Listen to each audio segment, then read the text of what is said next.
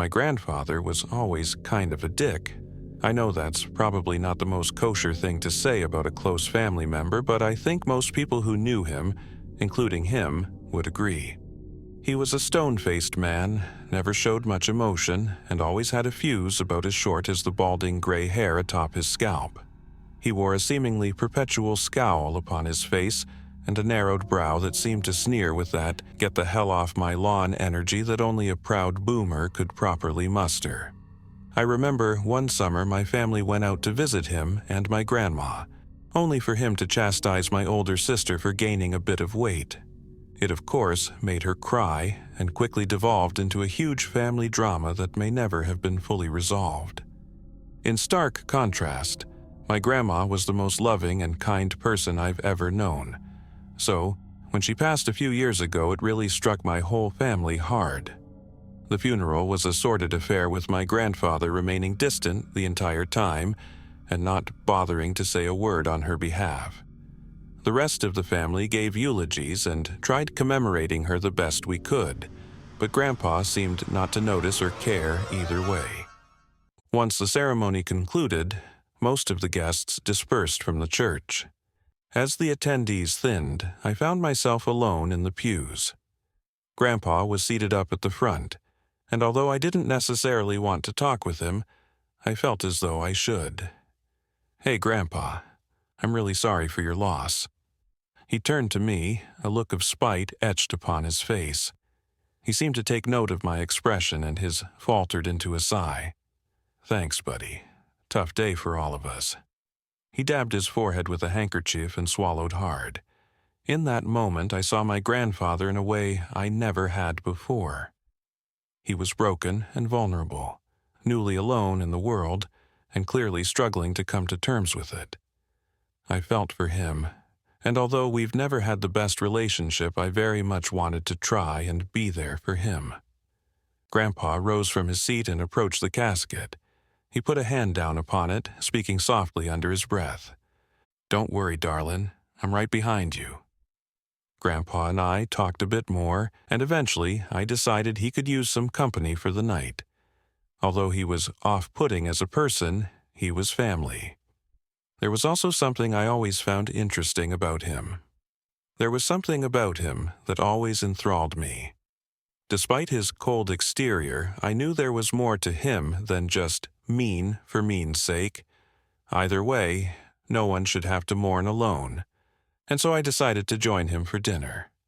After the ceremony concluded, I left the church and went to the store and picked us up some fresh steaks, golden potatoes, and asparagus. I figured cooking him a good meal was the least I could do considering the difficult circumstances. My grandparents' old home was considerably more worn and overgrown than last I'd seen it as I pulled my car into the driveway. Of course, it was understandable considering the situation, but the difference was stark. It had been well over a decade since last I'd been out there, and although vaguely familiar, the wear and tear made it seem foreign. Grandpa welcomed me at the front door, and the two of us went into the backyard as he fired up the grill. It was a bit awkward at first, but after a beer or two, we started opening up little more to one another. I told him about my life, fiancé, and work, and he seemed genuinely interested in it. We talked a while as the steaks grilled, but I realize not many are reading this to hear about my fated reunion with my estranged grandfather. This is a horror sub after all, and as such it's probably best I just cut to the chase. Grandpa worked in prison rehabilitation for the entirety of his career. He began at just 18 years old as a prison guard, and eventually worked his way up to warden, which he presided as up until his retirement several years ago. I asked him which prison he worked for, but he sort of avoided the question. "Boy, that's gotta be a tough line of work, huh?" I floated the question out, and he paused to ponder it. He swished the beer in his bottle before shrugging. "You get used to it, like anything I suppose, but it'd be a lie to call it easy. Always gotta be on your toes, anticipating things to pop off at any moment. Never know what to expect, really." He told me a few stories he had from his long tenure of corrections. He almost seemed overly eager to talk about them, and it made me realize he probably didn't have anyone else to tell them to. He was a bit of loner after all, and it made me feel for him that his wife, and likely only real human connection in the world, was now gone. The two of us ate our dinner and continued chatting about his work in the prison industry and the miasma of experiences he was subjected to there. He had plenty of light-hearted stuff about co-workers and various interactions with inmates, but his tone seemed hampered. I don't know how to explain it, but it was likely there was something else that bothered him, and I decided to try and coax it out of him. "You probably saw some messed up things there too, huh?" Grandpa sat back and thought, his pale white beard partially obscuring his disconcerted grimace. He then chuckled and clasped his hands together on his lap. "Yeah, you could say that." As I'd hoped, he then delved into a few stories about stabbings, attempted breakouts and attacks on prison personnel. He had no shortage of rather gruesome events to recall, but of course there was one which dwarfed them all. Then there were the experiments. My interest peaked as soon as he said that. He paused then, his head slowly swiveling on his shoulders. "Experiments? Yeah, or clinical trials, I suppose. They can sugarcoat them however they like, but that don't change the reality. Far as I know, they never even publish the findings, and I'm not surprised." He was clearly a bit reticent to divulge the details, and I didn't want to push him on it. The admission alone seemed to hang like a weight on his neck, dragging his posture down and his eyes into fog. If there is a God out there, I can understand why we never hear from him. Grandpa said he had been working at the prison for a good 2 decades when these experiments began. By then, he was the lead guard on shift, and essentially second in command to the presiding warden at the time. Grandpa was summoned by the warden one day for an impromptu meeting, or so he thought. As he entered the room, he found the warden with 2 other men in his office. The 2 men were well dressed in blue suede suits with polished black wingtips. Both had neatly combed hair and beards with stark blue eyes. The warden introduced them to Grandpa as Mr. Smith and Mr. Johnson, but did not elaborate who they were or what organization they worked for. No doubt it was some government branch, but I never got confirmation either way, Grandpa explained. Apparently, the 2 men had already struck a deal with the warden, and Grandpa was to be a part of it as well. They explained they were conducting an experiment to test the limits of the human psyche. They explained that all Grandpa would have to do was the same thing he'd been doing for 20 years, guard the cells, and ensure there were no complications with the inmates. The deal came with a substantial financial bonus, one which nearly doubled Grandpa's salary that year, but of course, he knew there would be a catch. "The things we do for money." He just shook his head solemnly as he said it. These experiments would go on to be known unofficially as the Seclusion Project. The idea was a simple one. Take 5 prisoners and put them into solitary confinement indefinitely. Smith and Johnson's crew would monitor them and conduct research as they saw fit. The 2 men explained it was important research to determine the harmful effects on the human psyche to further understanding of the brain, but Grandpa saw through it. It was cruel, it was inhumane, and by the end, it was a crime against humanity. They knew that from the beginning, but they also knew no one would speak on the behalf of those they chose. 5 inmates were chosen for the experiment. The warden claimed they volunteered for a reduced sentence, but Grandpa knew that was a lie. To put it simply, the 5 chosen were among the worst offenders currently imprisoned. Prisoner 1 was a middle-aged white male who had been convicted of multiple counts of aggravated sexual assault against minors. He'd been sentenced to 57 years and had served just 4 up to that point. Prisoner 2 was an elderly white male who had been convicted of the rape, murder, and mutilation of 6 different female sex workers over the span of 9 years. He'd been given 3 life sentences and was the longest currently incarcerated inmate in the entire prison. Prisoner 3 was a black male responsible for the stabbing murder of an elderly couple and their 7-year-old grandson as a result of a home invasion. He'd been sentenced to capital punishment and had been on death row for almost 5 years, awaiting his fate. Prisoner 4 was a middle-aged Hispanic male who had once served as a hitman for a notorious drug gang. He'd been convicted of executing 8 people and disposing of their remains during his tenure, though many believe his body count was much higher. Prisoner 5 was actually the only inmate that wasn't currently incarcerated at my grandpa's prison. He was brought in from another prison, but Grandpa was never able to get a hold of his file to see where he was transferred from or what he was actually in for. He described the guy as a young, very skinny white male with long black hair and evil eyes.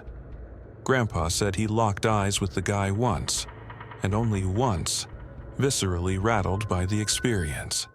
The cells in which the participants were to be housed were in an isolated wing of the prison deep underground. Each cell had to be retrofitted with a number of augmentations which were completed by Smith and Johnson's crew. It took them almost a full year to do it, but once they were done, the cells were unlike any others, entirely soundproof from the inside and entirely devoid of light. Cameras equipped with both infrared and night vision lens were installed upon the ceiling of each cell to monitor the occupants 24/7.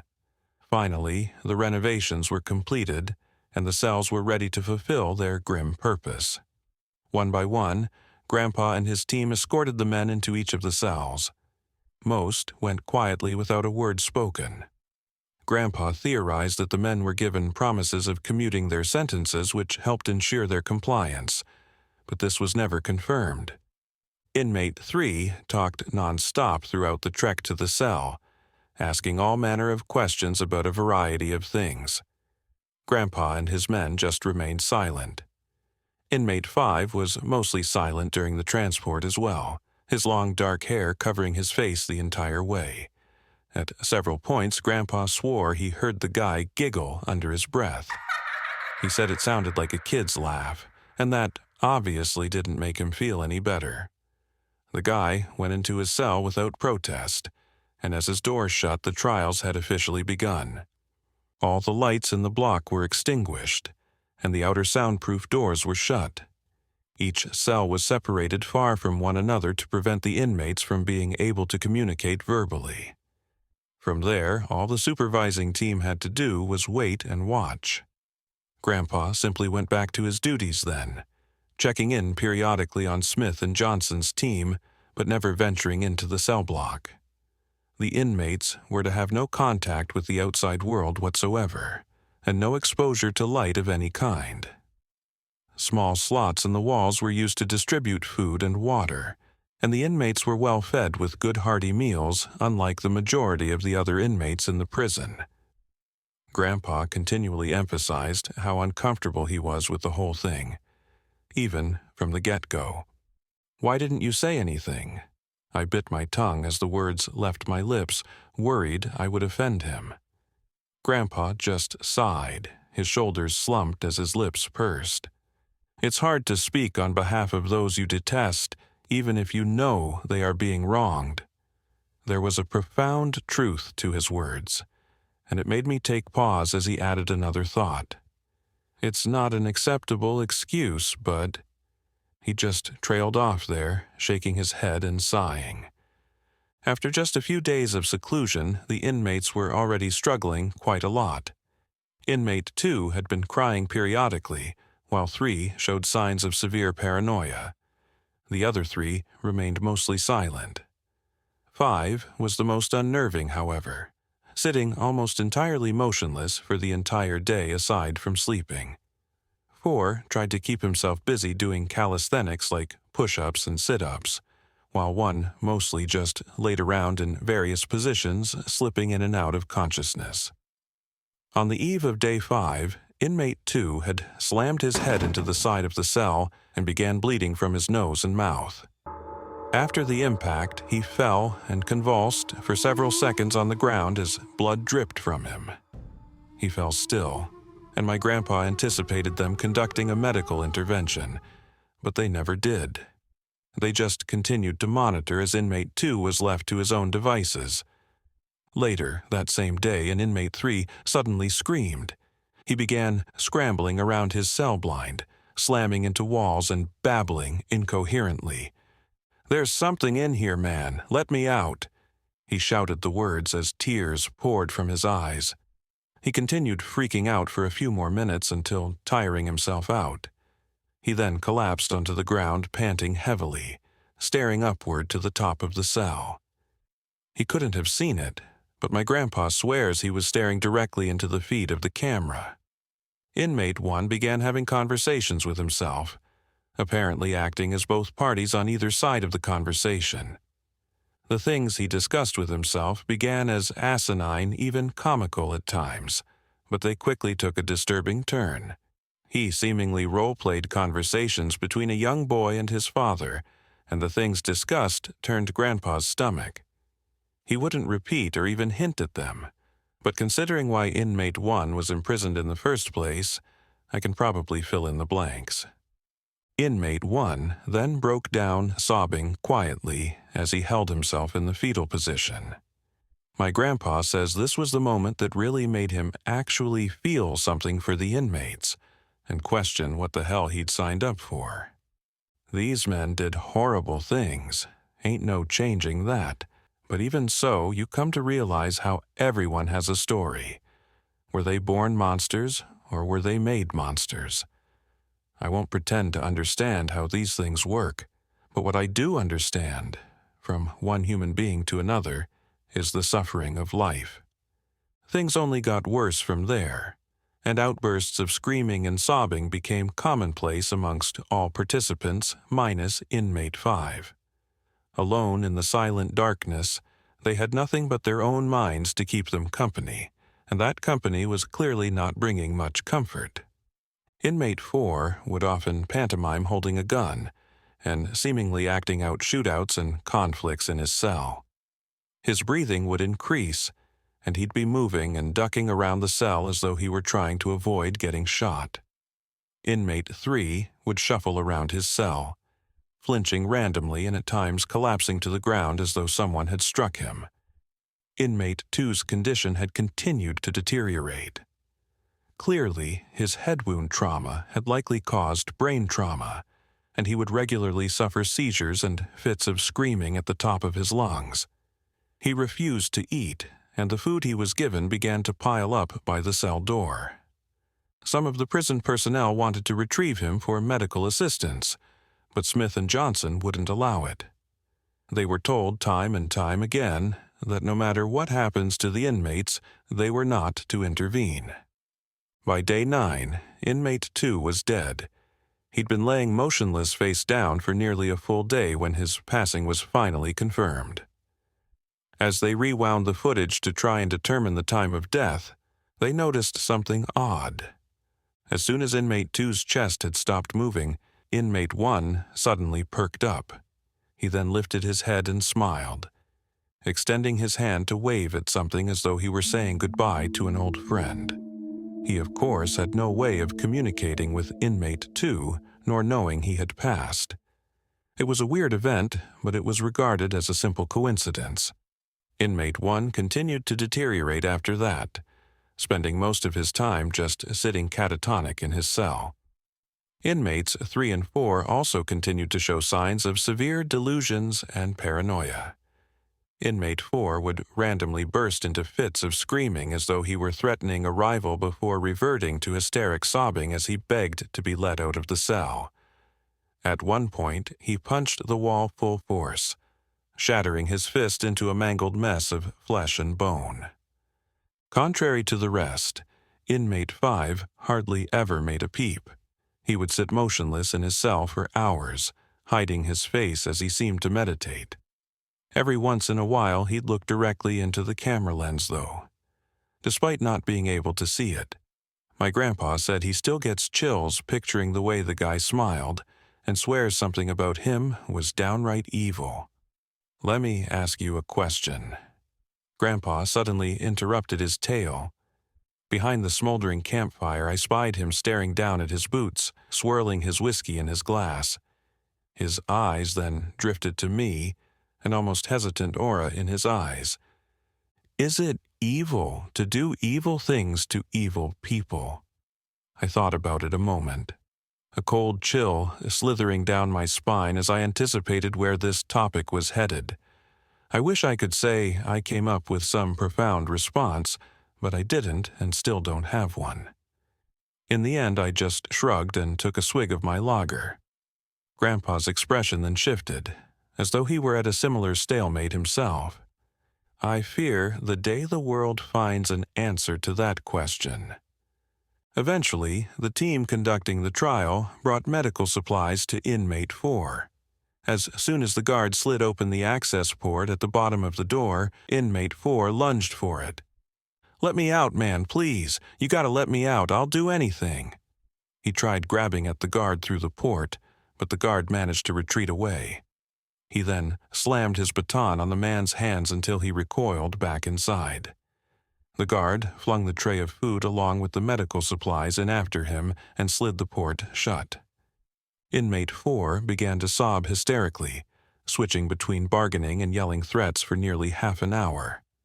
He eventually seemed to wear himself out and collapsed in a heap in his cell, but not before muttering one final chilling phrase: "Please, don't let it get me."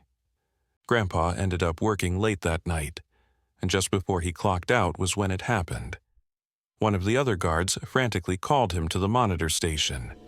On the feed, Grandpa saw inmate 4 flailing around desperately and screaming.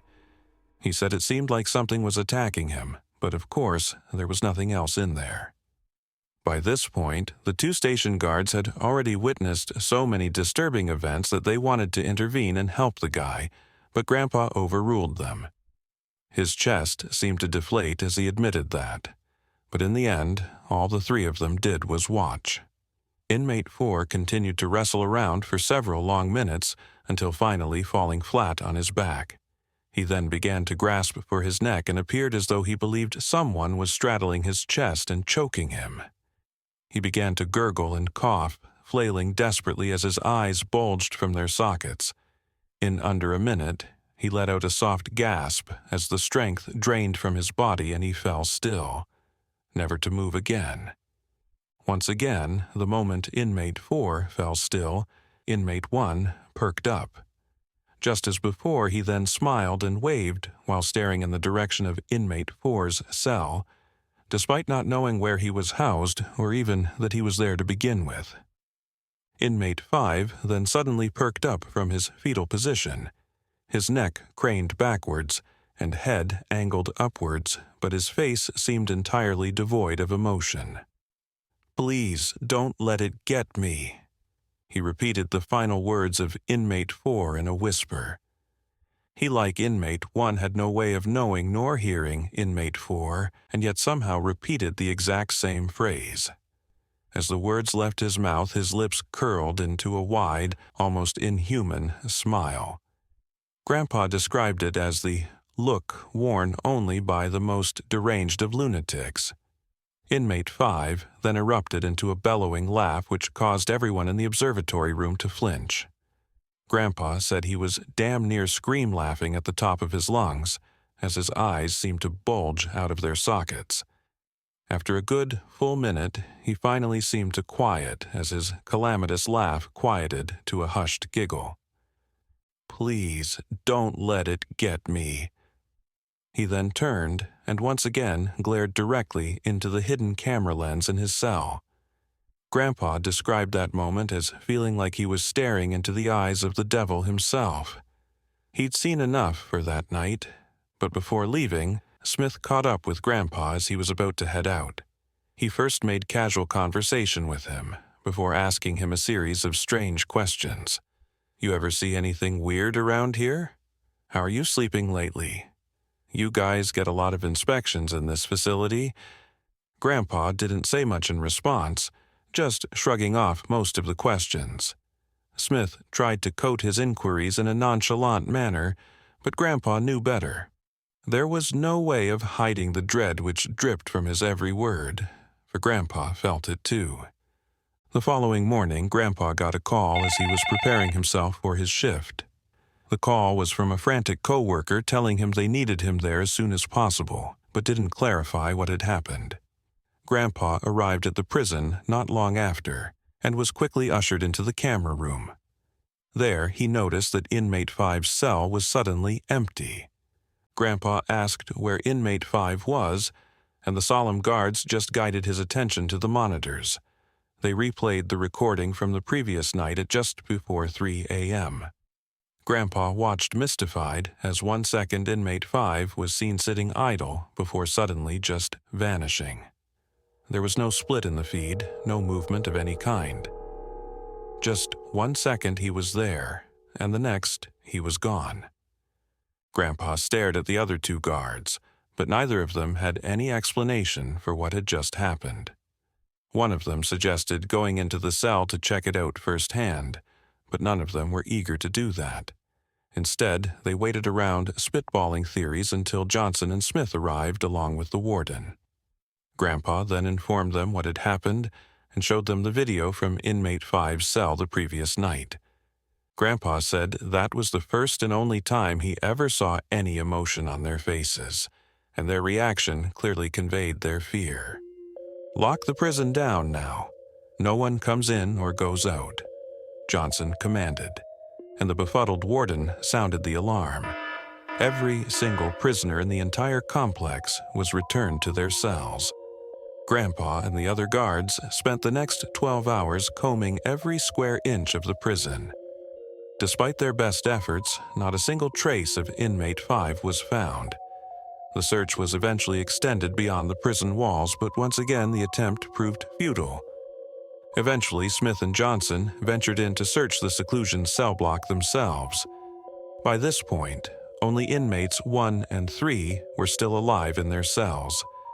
Neither of them reacted as the men entered the block. Inmate 1 continued just rocking back and forth, mumbling, while inmate 3 appeared to be asleep.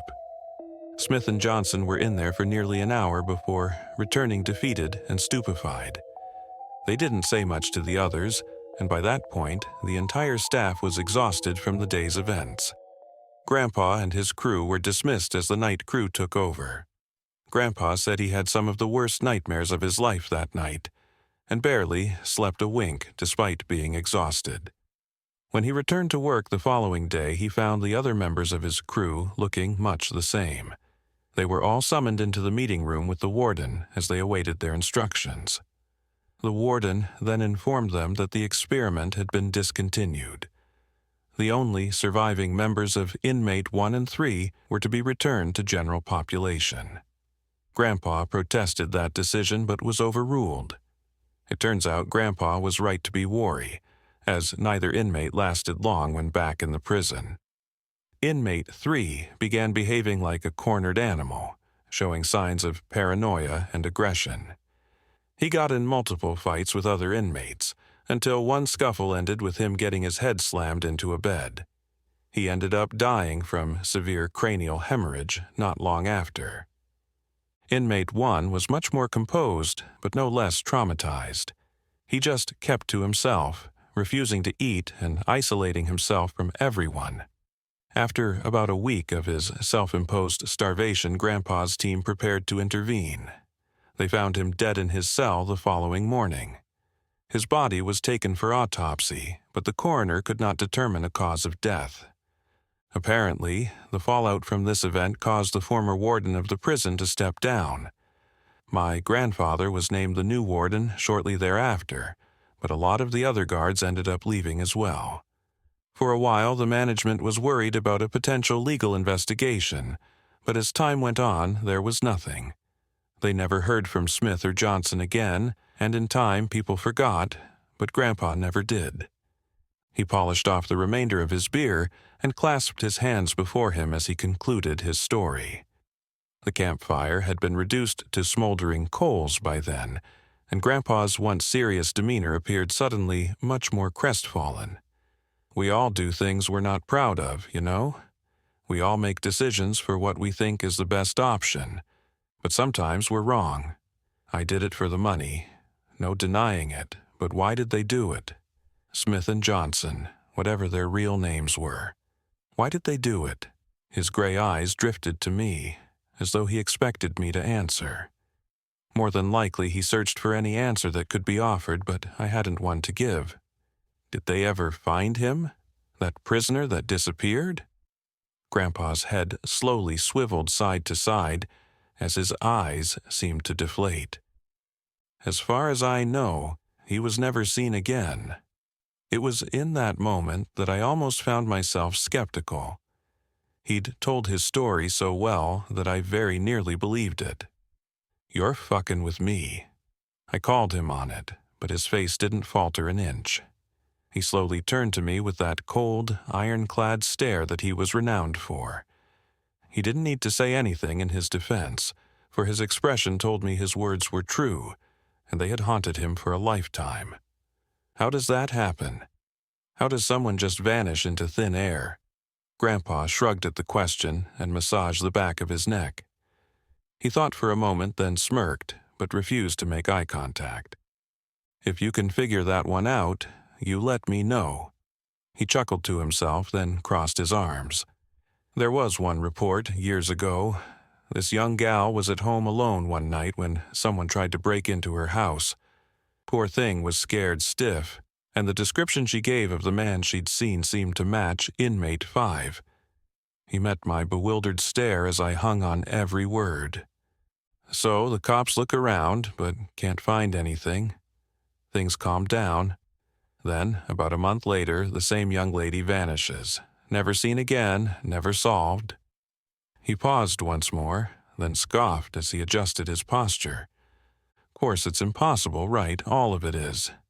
That's what I'd say if someone told me, but yet I was there. I seen it." He fell silent once more as the two of us contemplated the prospect.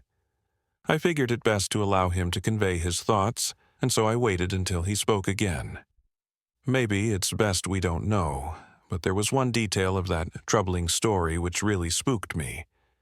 There was a message written in blood on the front of her house." He paused and glanced to me as if waiting for me to conclude the thought. It struck me then, and a cold chill slithered down my spine. "Please don't let it get me," I answered, and Grandpa nodded solemnly. The two of us just fell silent for a while, contemplating the disturbing story before he spoke again. "There's a phrase I've heard before. Maybe you have too. Hurt people, hurt people. People that have been traumatized will traumatize others. Maybe that's what these things we call demons are. Trauma that takes on a life or existence of its own." He paused, and I contemplated his words once more. It was a frightening thought, but I haven't the faintest clue how these things work, so maybe he's right. It's the best explanation I can think of. But what do I know? I've screwed up my own life enough that maybe I'm just trying to not hate myself. His eyes seemed to gloss over, and his lips trembled. He seemed like he so desperately wished to pour his heart out, and for once be vulnerable. But as always, he didn't. "Good talk, bud. Don't stay up too late." That was all I got. His last parting words before taking his leave. It was the last conversation we ever had, but his words have been with me ever since. I didn't know what to make of his story, but he sure seemed to put a lot of stock in it. It horrified me knowing what he was a part of, but I suppose I shouldn't be that surprised. I'm sure there's all sorts of nefarious experiments and trials in the past, but that's not really what this account was for. Grandpa was a complicated man who lived a complicated life. I never knew him well, but I'm glad I got to know him a little bit. It makes his sour demeanor throughout the years a little less imposing, and sheds some new light on why he was the way he was. I just hope he found some peace before the end, but after what I heard, I'm not sure it worked out that way. Grandpa passed away a few weeks after my grandmother did, so I suppose he was right when he shared those words with her. I heard from my aunt later that he'd been found in his favorite chair, a cup of coffee beside him with a single piece of paper in his lap, etched in a simple handwritten phrase which rattled me to my core. "Please don't let it get me." Thank you for joining me on this chilling journey into the unknown. If this story kept you on edge, make sure to like the video and subscribe for more terrifying tales every week. Your support helps keep these shadows alive. Have your own eerie experiences or stories you'd like me to narrate? Share them in the comments below. I'd love to hear them. And don't forget to hit the bell icon so you're always the first to uncover the next mystery lurking in the dark. Until next time, stay safe and keep the lights on.